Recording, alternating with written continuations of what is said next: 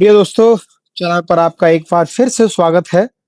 आज के वीडियो में हम बात करेंगे सेंट्रल टेंडेंसी यानी केंद्रीय प्रवृत्ति और डिस्पर्शन यानी प्रसार, जो कि ईडीए एक्सप्लोरेटरी डेटा एनालिसिस का एक मूलभूत हिस्सा है।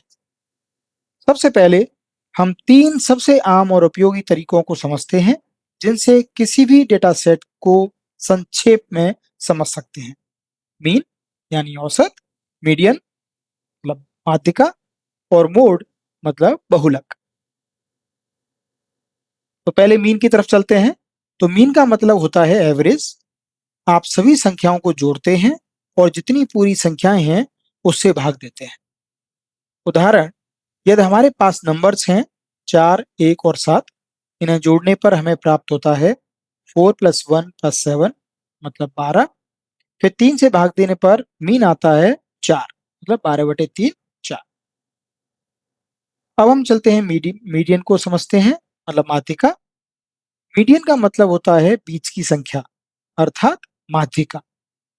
पहले आप संख्याओं को क्रम में लगाइए, जैसे 1, 4 और 7, और फिर बीच वाली संख्या को लीजिए और यही आपकी मीडियन है। तो यहाँ मीडियन हुई 4। अगर संख्याएं सम संख्या में हों तो बीच की दो संख्याओं का औसत लेकर माध्यिका निकाली जाती है। अब हम चलते हैं बहुलक समझते हैं। मोड, इसको मोड भी बोलते हैं। डेटा सेट में सबसे अधिक बार आने वाली संख्या को मोड कहते हैं। उदाहरण, यदि संख्याएं हैं 4, 2, 4, 3, 2, 2, तो 2 3 बार आता है, यानी मोड हुआ 2। सारांश, तो मीन हुआ आपका औसत, मीडियन हुई आपकी बीच की संख्या और मोड हुआ जो संख्या अधिक बार आ रही है। हर एक तरीका डेटा को समझने का एक अलग नजरिया देता है। अब चलो कुछ अभ्यास करते हैं। तो पहला हमारा एग्जाम्पल है 4, 10, 6, 20। इन्हें जोड़ें तो 4 + 10 + 6 + 20, तो ये आपका आया 40। मतलब टोटल नंबर हुए आपके 4। तो मीडियन सॉरी मीन आपका हुआ 40/4 मतलब 10। चार, अच्छा दूसरा एग्जांपल लेते हैं। तो 4, 1, 4, 7, तो इसका मीडियन। तो पहले मीडियन निकालने से पहले हम क्या करेंगे, इसको असेंडिंग ऑर्डर में रखेंगे। असेंडिंग ऑर्डर आपका क्या होता है, आरोही क्रम। तो असेंडिंग ऑर्डर में रखने के बाद आपको मिला 1, 4, 4, 7, और इसके बीच की दो संख्याएं हुई हैं आपकी 4 और 4। तो 4 और 4 को जोड़ने के बाद और 2 से भाग देने के बाद आपको 4 प्राप्त हुआ, जो कि आपकी माध्यिका है। अब हम तीसरा एग्जाम्पल लेते हैं, जो कि असेंडिंग क्रम में रखने के बाद आपको मिलता है 2, 2, 4, 4, 4, 7, 7, 7 एंड 8। तो 4 3 बार आता है और 4 और हाँ सॉरी 7 4 बार आता है।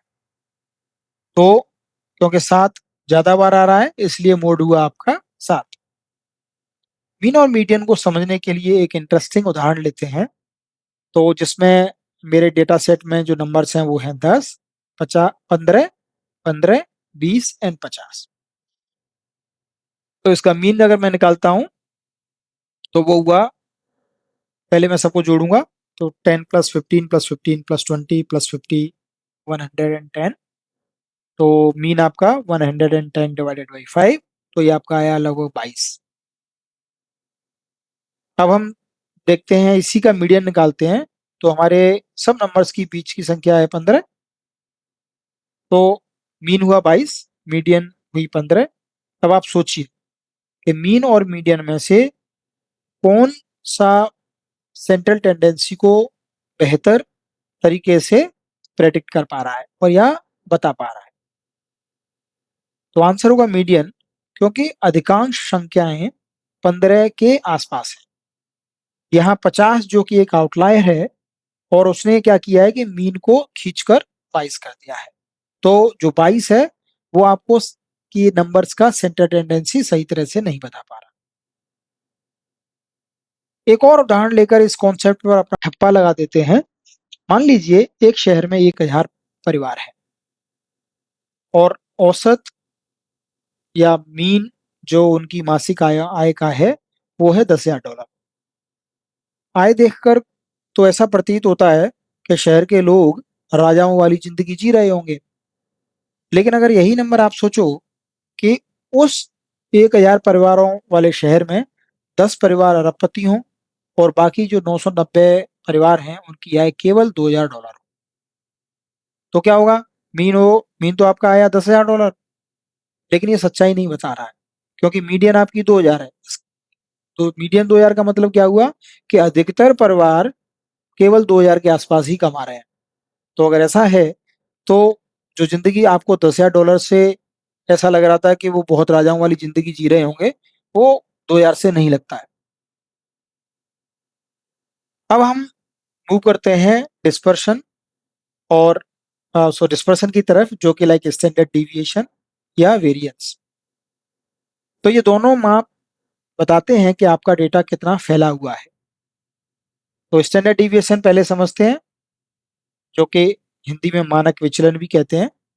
तो स्टैंडर्ड डिविएशन यह बताता है कि डेटा सेट के बिंदु औसत से कितनी दूरी पर है।